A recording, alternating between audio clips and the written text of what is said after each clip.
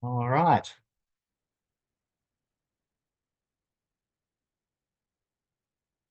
Okay then. Before we begin, I'd like to acknowledge the Gadigal people of the Eora Nation, the traditional custodians of the land that I'm speaking from, and pay my respects to their elders past and present. I'm David Briggs, the Vice President and New South Wales Division Chair of the Colour Society of Australia. And on behalf of the Society, I'd like to mention that we are a 100% volunteer-run, not-for-profit organisation, and we welcome all to our events and membership.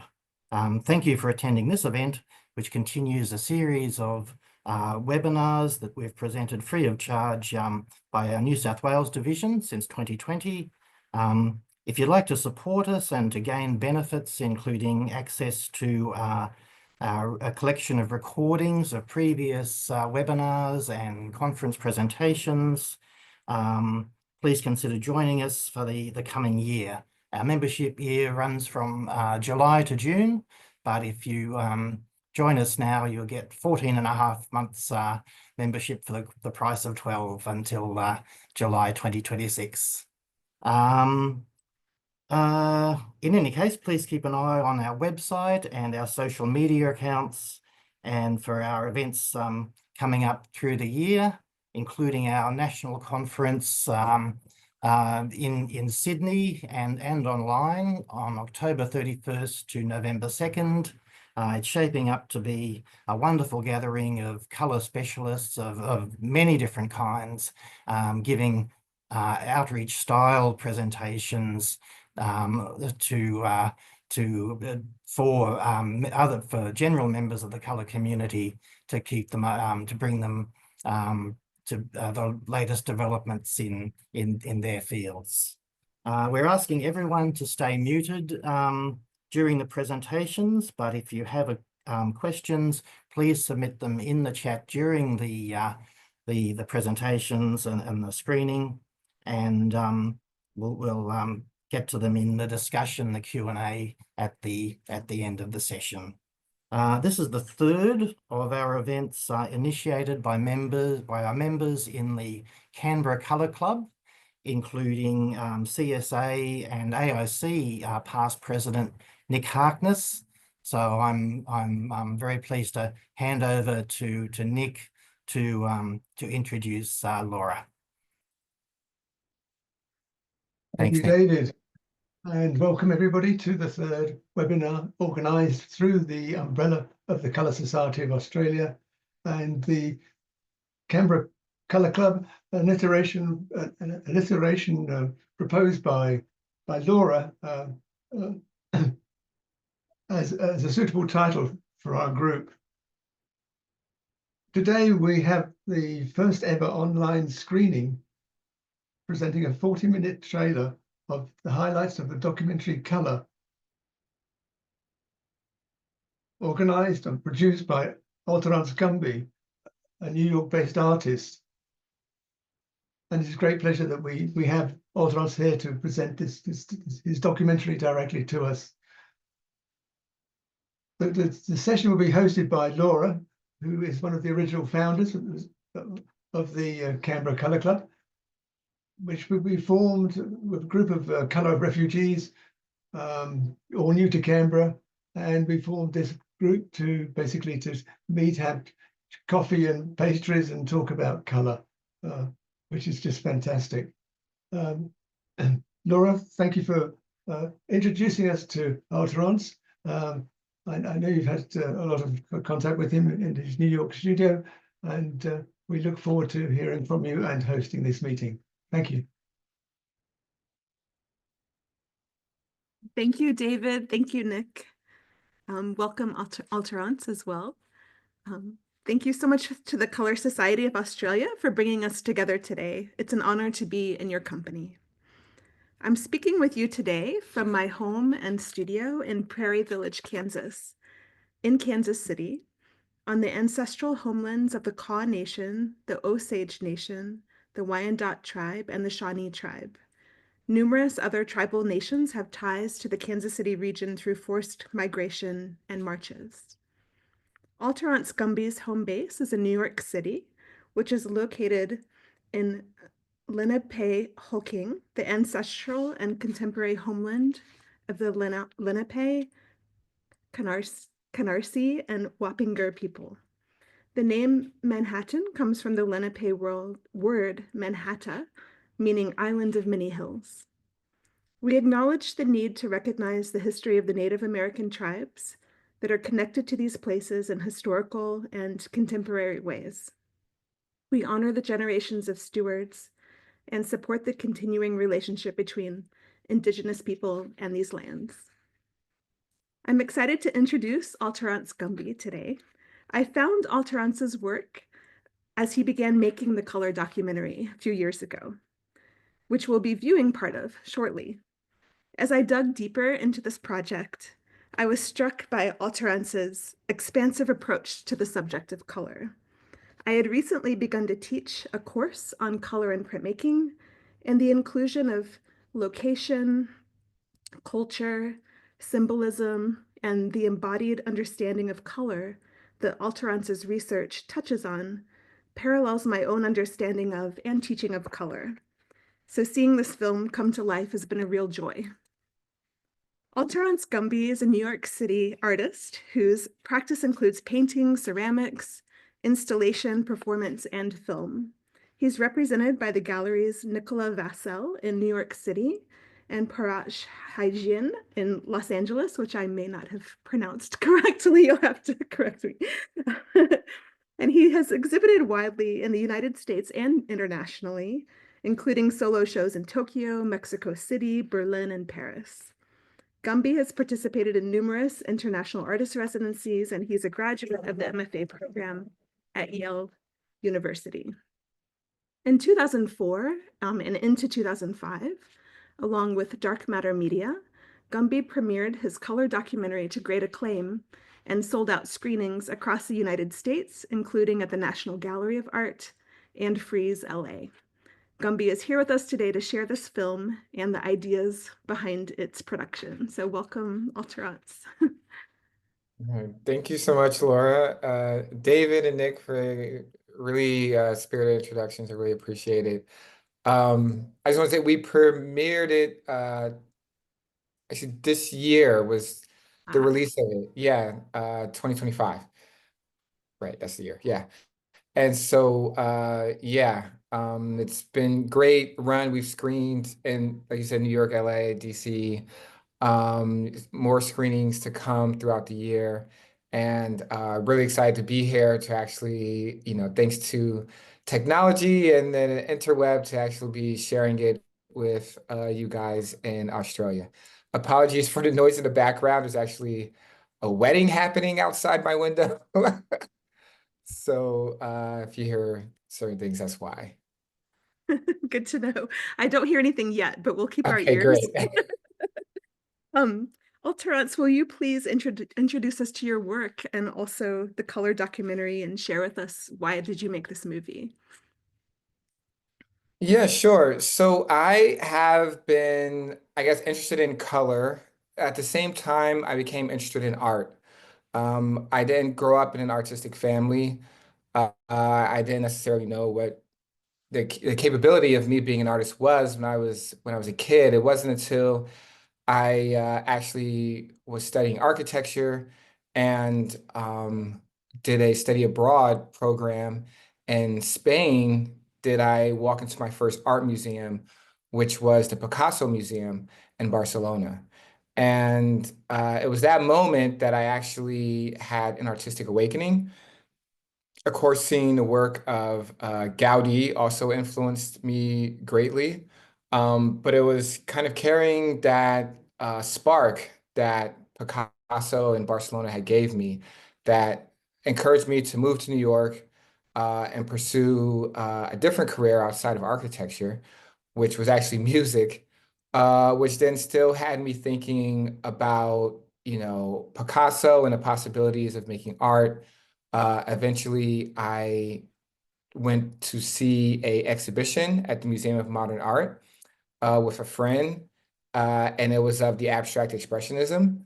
And so seeing these paintings, these really large canvases. Rothko spoke to me, de Kooning spoke to me, Frankenthaler, Gustin, all of these artists through this very tactile and alive medium really spoke to me in a way that you know other things hadn't in the past.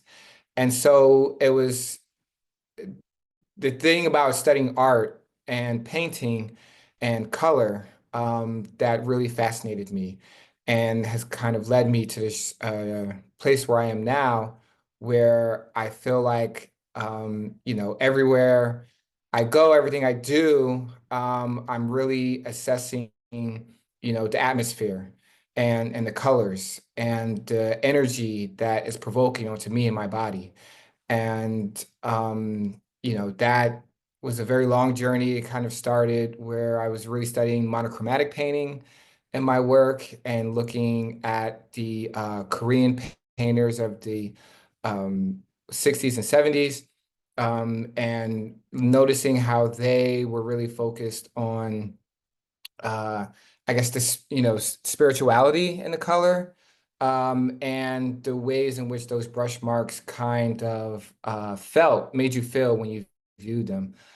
From that, I kind of went back to my studio. I was studying at Yale and started really engaging with a series of monochromatic paintings, which eventually led me to look at, a very broad spectrum of art history from Ad Reinhardt to um, Robert Ryman, and Frank Stella, and the list goes on. I'm still studying, and it was really through that time that I also started watching Neil deGrasse Tyson's A Space Odyssey, and really started getting into discovering the science behind how we see color, and the Sir Isaac Newton prism experiment, where the diffraction of sunlight reveals the bands of color that exists within our star, the sun. And that really made me start looking, outside of our history a little bit more and into nature. And, I'm a really big traveler. I did a few residencies abroad, and that allowed me to really see how color changes even in culture. And me and my New York sensibility towards color and culture, and just landscape and atmosphere, was always kind of noticing the differences when I would travel to different places like Africa or Asia or Europe or even South America.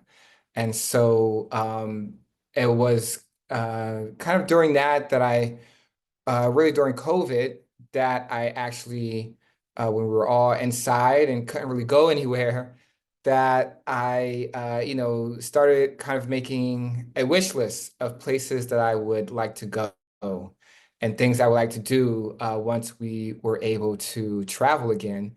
And that wish list or bucket list of travel really turned into a part of the list that became the color documentary. So, I knew I wanted to go to India for the Holi celebration. I knew I wanted to go to visit the Sahara Desert, and and I knew I wanted to see the Northern Lights. And so I started putting out some locations, and I thought to myself, oh, it might be really cool to, document this experience.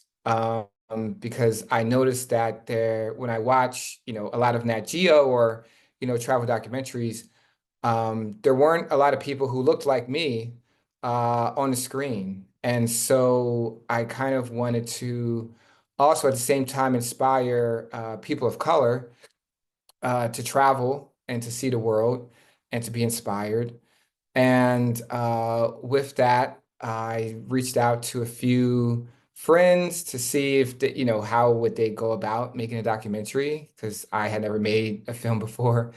And I got introduced to John Campbell, who I told my vision for this project, and he gave me a test of actually writing down a one pager and sending it to him.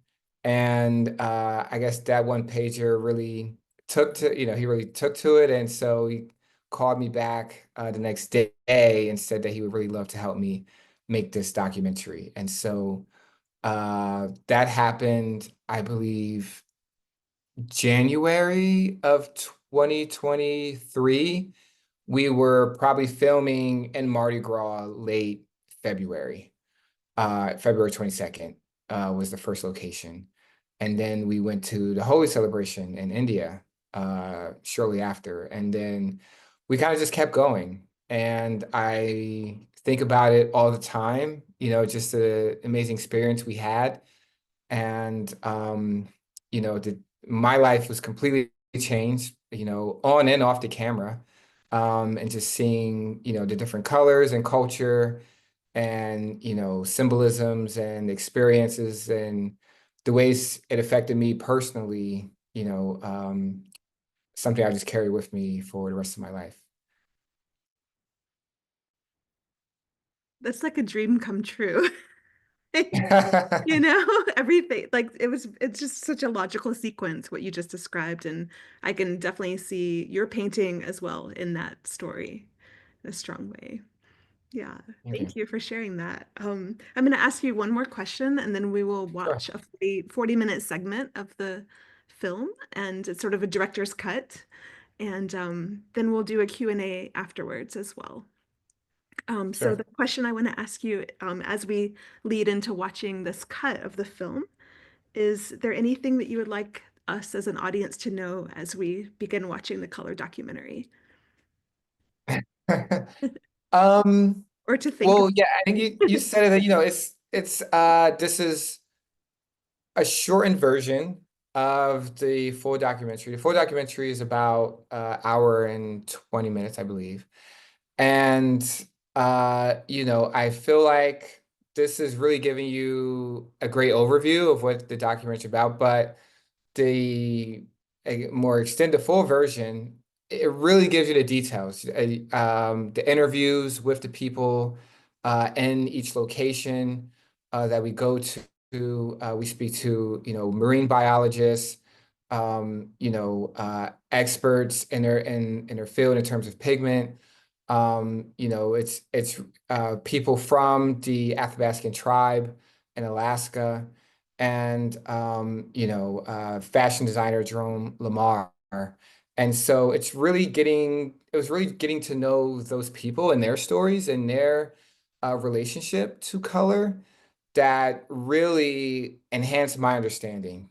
Sharing this interest that we have, that we all experience um, with the gift of sight, and is really profound in how everyone's kind of interacting with it, studying it, engaging with it, meditating with it in their own way. It's what was really powerful for me, and I would just encourage everyone to seek out the full version if they can. Good to know. Thank you. Sure. So I'll start playing the movie here in a second, and Alteronce and I will have cameras and sound off, but we're available via chat. So if any of the audience wants to communicate with us through chat, feel free to, but it'll help our bandwidth if cameras are off while we're watching the 40-minute the best of perhaps. All right, thank you, Alteronce. I'm gonna Thank share my you, screen Laura. here, and then I'll see you in 40 minutes.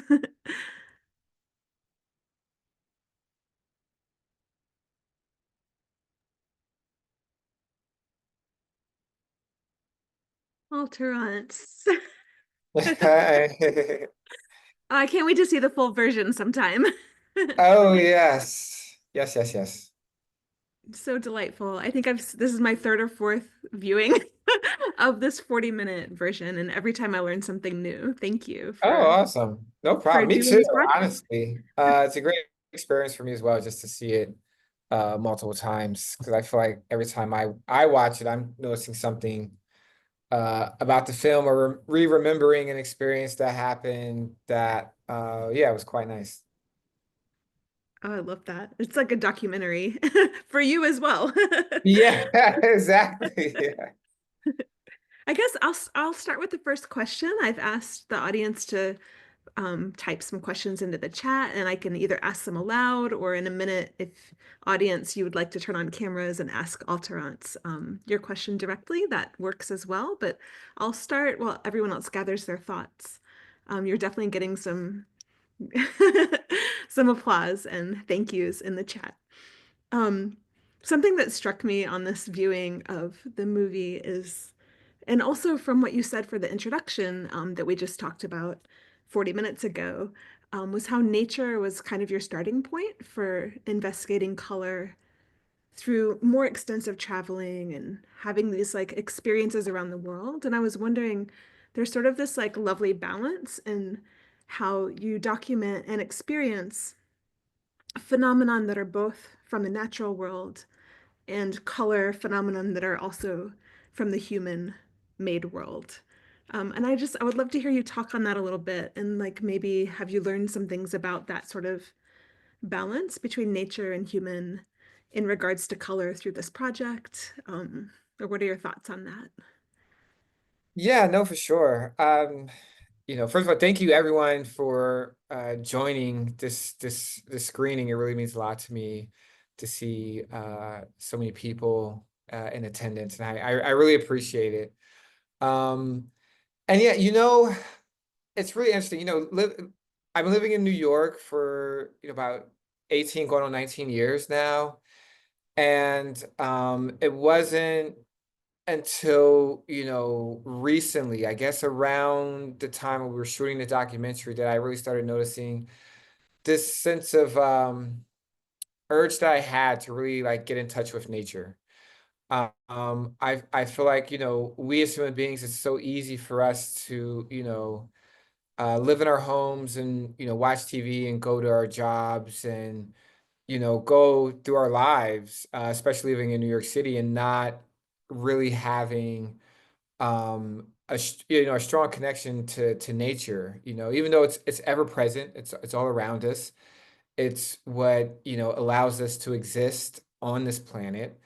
And so it's kind of going to the Sahara Desert, scuba diving in the Great Barrier Reef, seeing the Northern Lights, that really and even walking through Morocco and seeing the different natural botanical dyes that they use to actually dye their fabrics for their weavings and stuff like that, which was not included in this version, really kind of opened me up to this other experience that I was kind of missing.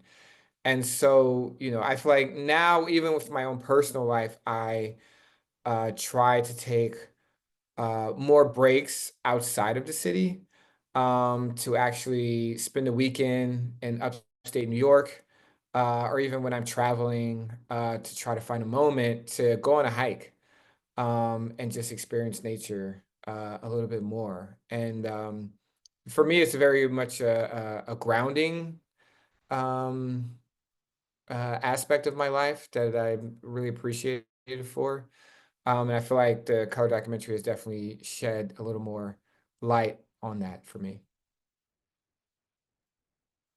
That makes a lot of sense to me as well. And I love the idea of grounding, especially in regards to our audience, which is primarily in Australia, and how, I did research there last year as a Fulbright scholar to learn about color from the Australian perspective and those ochres Mm, and talk about the ground and the grounding of color yeah. on multiple levels, right?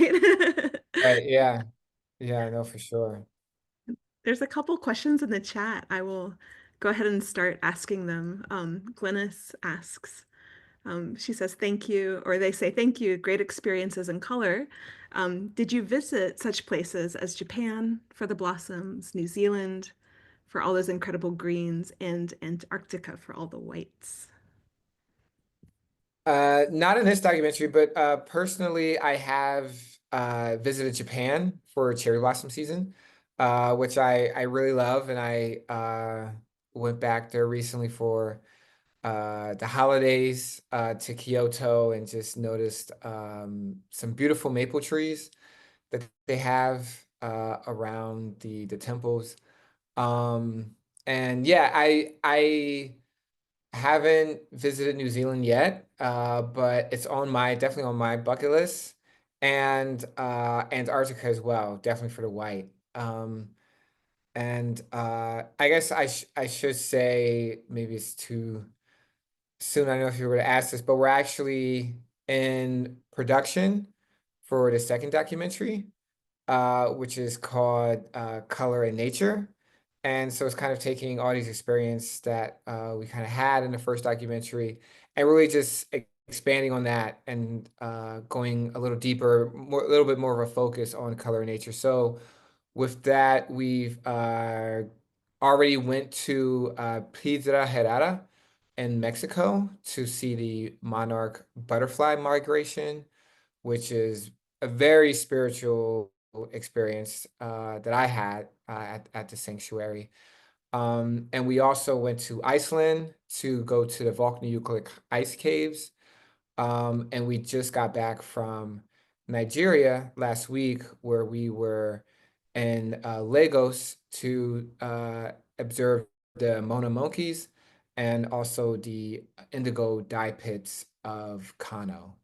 And soon we'll be going to Vietnam to visit the world's fourth largest cave. And we're going to be going to Peru to visit Rainbow Mountain. So I feel like with color and nature, you know, we're just really grazing the tip of the iceberg in terms of what this world and nature really has to offer us. And it's in a way, it's just kind of a calling card for everyone who's inspired when they see this documentary to, go out and seek color in nature or in culture or in other countries, or even in their neighborhood, or in their closet, for a Jerome Lamar segment, for themselves. And so, yeah, really, really excited about that. I think probably everyone in this audience is jealous of your color, global color itinerary in future. That's amazing. I can't wait to see the second. I was gonna ask because I saw some hints of it online of some more filming. This is really Yeah, yeah, we're back on the road. congratulations. This is awesome. Yeah, Thank you're you. getting some comments about just those monarchs, amazing. Someone has seen them in Ontario on an island, and it was amazing to be surrounded by all that color. Yeah. I'm No, the gonna modern read, is so definitely. sorry. No, go ahead. I'm gonna read Sonia's question out loud, because there's some setup for it. So Sonia says, "Hi, Alteronce. I loved the story from your school days about the realization the words that we use to describe colors are limited and often inadequate to describe the infinite nuance and complexity of color. Color terms for race, white, black, brown, etc., are so polarizing and limiting, and politically too. Maps of red, blue, US states as opposed to the maps which represent political affiliations as shades of purple come to mind. Do Mm. you think about the limitations of language when talking about color and your work? Does it frustrate you, or is the indescribability of color something that you enjoy?" Thank you for that question. Wow, it's really amazing. And it was both, to be honest, at a certain point, because I did notice, these limitations of color, and even me as an artist and in an MFA program, having to uh, kind of defend my work and having to speak about color, I felt like it, words often didn't make the grade for me. And so luckily that's where art really stepped in and where I could create an experience um, that didn't necessarily need to be described so in-depthly or even um, spoke to a point where, it had to be, like you said, like polarized or a singularity. For me, I realized really quickly that color there were homonyms. There were, if anything, words with multiple meanings and multiple experiences. And so I wanted my work to really have that feel to it, which is really why I am so, infatuated with making with abstraction and abstract paintings, because, it kind of refers to, the figurative or representational, but it kind of leaves it more open for, your own personal interpretation. And so, yeah, it's a very interesting thing, and it also it makes me feel good because it's like I could really just study, color for the rest of my life. I could really just travel the world, and experience these places and these things, over and over again, and have new experiences with color and culture, and that's just fascinating to me, and it really excites me and get me out of bed every day and into the studio or onto an airplane, and yeah, I'm really just happy that I found that for myself. That's great. I mean, that's so energizing for you and inspiring as well. Yeah. Jean Hmm. wanted to know if anything in your art had changed, like since you started, doing these travels and traveling for the documentary and recording these experiences. Did anything kind of Yeah, shift? Mhm. in my personal practice. So it's interesting. A segment that you guys didn't see that we actually recorded, or yeah, recorded for the documentary, was a segment with a natural dye expert named Cara Maria Piazza, based in Brooklyn, and she um, takes, plant matter, botanical dyes, natural dyes, and dyes fabric with them. And I was really fascinated with that because, I kind of came into it. I was approaching art or creative kind of through the introduction of Michael Ambrom, who was, really just with pigments for like painting medium. And so my interest kind of shifted towards, what other crafts kind of use natural minerals, what other histories do we as human beings have with natural colors out in the world, and start studying natural dyes. And so now, for my own personal practice, excuse me, I have been doing a lot of natural dyeing and have actually been studying a lot more of natural dyeing, and actually not only that, but the trip to Morocco really inspired me in terms of ceramics, and they talked about the terracotta, so I kind of really started throwing more on the wheel.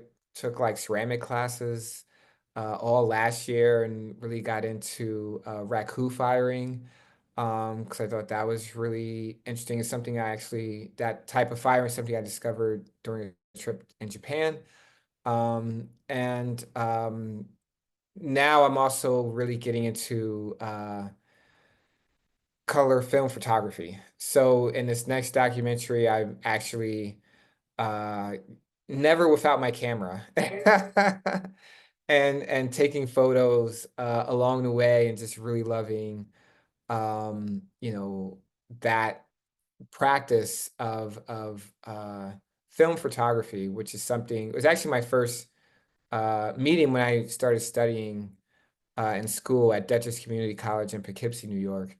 I was a photography major because they had a really extensive dark room, and they weren't necessarily offering painting classes. It wasn't until later where I actually started taking painting classes that I fell in love with that medium. But yeah, so a lot's changed, and I'm excited about all of it, and uh, I have to, I just take it all on, and just I don't know what's going to become of it, but who am I to, deny to scratch an artistic itch? So So I'm a little biased, but when I hear you talk about process and color photography and the layering of color, all I can think is you need to come back to the world of printmaking, Alteronce. no, Your I will. mindset I mean, is still that there. no, I'd love to. I'm always down for, to make some prints. Yeah, always down. Awesome. I was thinking too, when you were talking about, especially the natural dyes and in relation to, even like your travels around the whole world and this sort of seasonal aspects of a lot of these experiences that you're having, whether that's cultural or nature based, and how artists have seasons in their practices as well. Like Mm. I would assume that it would take you a long time, a lot of time to process all these experiences and kind of really infiltrate them and integrate them into your studio practice. And it's not like an overnight, oh yeah, now I'm gonna make Yeah, art no, about exactly. butterflies or Yeah. something, like it's sort of like artists have those seasons as well where we're like dormant or we're really, active, and just that idea of taking time to process. Yeah, is everything, And so I think that, that's why I kind of, go to the sticks occasionally, just, and I'm not necessarily it's to give myself a break from my studio. So, sometimes I'll just take a sketchbook and, maybe my camera and that's it. And so it's a very, very limited, but I feel like I'm still processing the things from like, color, even as I'm making color too, or getting ready for, an upcoming exhibition. I'm still seeing things, I'm still having, reflections on ideas and inspiration. And I think it's good because it really just builds up my well of inspiration that I have inside of me, and I feel like uh I'm just a sponge right now, just taking it all in. And eventually I get to squeeze out a little bit in my studio. I love that you're in your sponge season. I love Yeah. that. Nick has a question, one of my Canberra Color Club colleagues. He says, thank you. This is also my third time viewing, and it's just totally absorbing the film. So different cultures and different places have monochromatic color associations, like what you experienced in Marrakesh. Why do you think the Caribbean islands have a very diverse palette of colors in their architecture? And maybe that's even like a question about the equator or like cultures that are sort of in that part of the world. Yeah, no, for sure. I mean, it's interesting. I haven't spent too much time in I mean, I've been to Jamaica when I was a kid. But for the documentary, I would say like India was probably one of the most colorful places I've ever been to. I mean, outside of the holy celebration, the women walking around in the saris, and the way that, a lot of the tut-tuts, which are the small yellow cabs, are like decorated, the trucks. Everyone is just, you know, bathing in color. And it's a very rich culture that they have. And so, it's interesting because I think the same thing. I go to these places around the world and I go to places like India or, Mexico or, definitely like the Caribbean and stuff like that. And everyone, you see color everywhere and all the houses and stuff like that. And then I go to New York and everyone's wearing black. It's kind of gray, architecture because everything's concrete. Um, and it's kind of interesting. I think there's it's a culture sensibility towards color. I think that that is something I've just been noticing.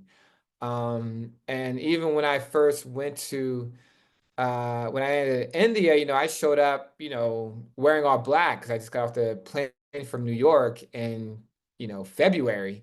And so, it was cold. And I remember one of the guys was like, are you okay? And I was like, yeah, I'm fine. He was like, oh, I'm sorry for your loss. And I was like, for my loss? He's like, you've been wearing black. And I was like, oh, I'm just coming from New York. Sorry. It's not that I was in mourning. But it just changes. I think some cultures celebrate color more than others. And it's a fascinating thing to actually like witness. That is so interesting. Just the instant like understanding of yeah. And maybe it is sad to come from New York sometimes because I'm kidding. Yeah, I was like, but I could make a joke it's about Melbourne and Sydney, and this Australian audience would understand that, but I will not. I will not say that because I'm not from Australia. Um, but yeah, there's no other questions in the chat. Does anyone want to turn on their cameras and ask a question, or does anyone want to type something else? You're welcome to. We still have about 9 minutes left.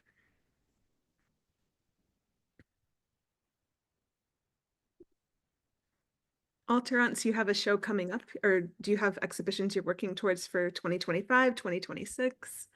I bet you're pretty busy. yes. Yeah. I do. I'm working towards I have a solo museum exhibition at the Anderson Collection in Stanford, California, at Stanford University. And then I have a solo exhibition at Jeffrey Deitch Gallery in Los Angeles. Should be opening November of this year, 2025. Awesome. Those are both really big deals. That's fantastic. Yeah, thank you. Yeah, I'm about to squeeze that sponge, or slowly squeezing it now. As we There you speak. go. It'll be a trickle like the rest of your lifetime. Yeah. Oh my goodness. Do you have any work or shows in Australia? Not yet. No, haven't had the invite yet. But who knows what the future holds. Um, let's see. Another question about what media you work with. Have you ever tried working with digital media? Yes, I have. I've been trying to figure out how to work with digital media for some time now. It's a slow process. It's trying to make it happen organically, I think is what it is. I've collaborated with an animator in the past and really enjoyed that. And actually I'm trying to figure out now how to integrate that into my paintings. So yeah, it's a constant thought that I have with working with digital media. Did you work with digital media when you were a musician as well? Like to me, those would sort of integrate. Yeah, as a sound engineer, yes. Yeah. Because I was working the soundboard, and so playing with the effects and compressors and things like that was definitely uh something I did as a working in the music industry for sure. Yeah. So maybe there's a parallel there. I think so, yeah. It's actually something I'm working on for my show with Oh, Jeffrey great. Dance. Yeah, Fantastic. yeah. So, what like two last questions. Where can people watch your full film? Will it ever screen in Australia? And where can people find you online? And yeah. Yeah, so right now people can watch. It's a little unfortunate situation, but a good situation. Right now the film is you can stream it, the full film on Comcast Black Experience on Xfinity. Um, and that's mainly for people in the States, and Zumo Play. I know everyone here is based in Australia, but that's the deal that we signed. They have pretty much North America exclusivity until the end of the year. And we are working on talking to people about distribution in territories outside of the US. So if anyone knows of any distribution companies in Australia that would be interested in taking licensing color, let me know. Maybe we could work on a deal where you get color and color in nature. Um, and yeah, would love to screen the full version in Australia soon. I think that's also opportunity driven. Would love to share it with a part of the community, which helped me film it, and so that would be great. And people can find me online, social media. I'm at alteroncegumby.com, one word, or at Alteronce Gumby on Instagram.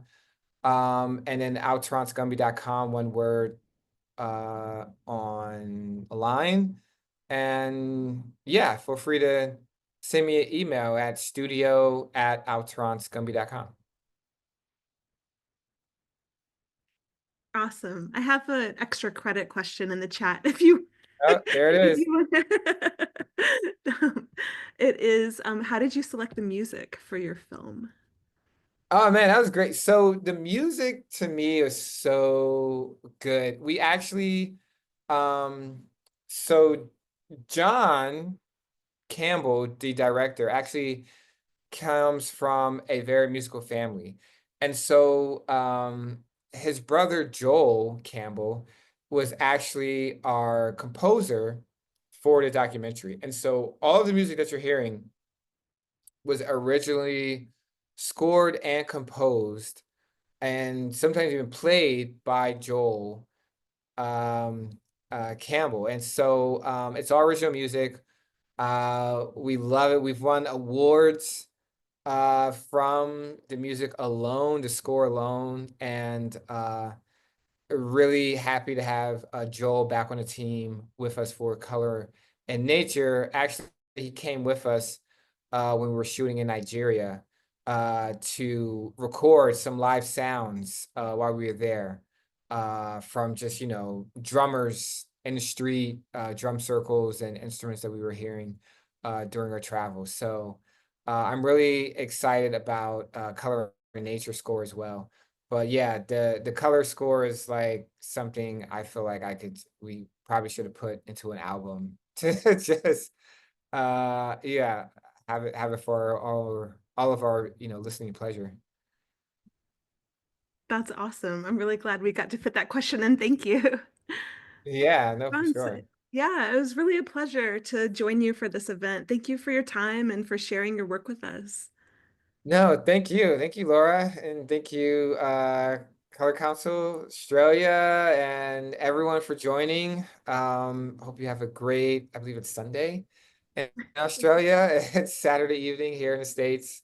And yeah, I really, really hope I get the opportunity to screen in Australia soon.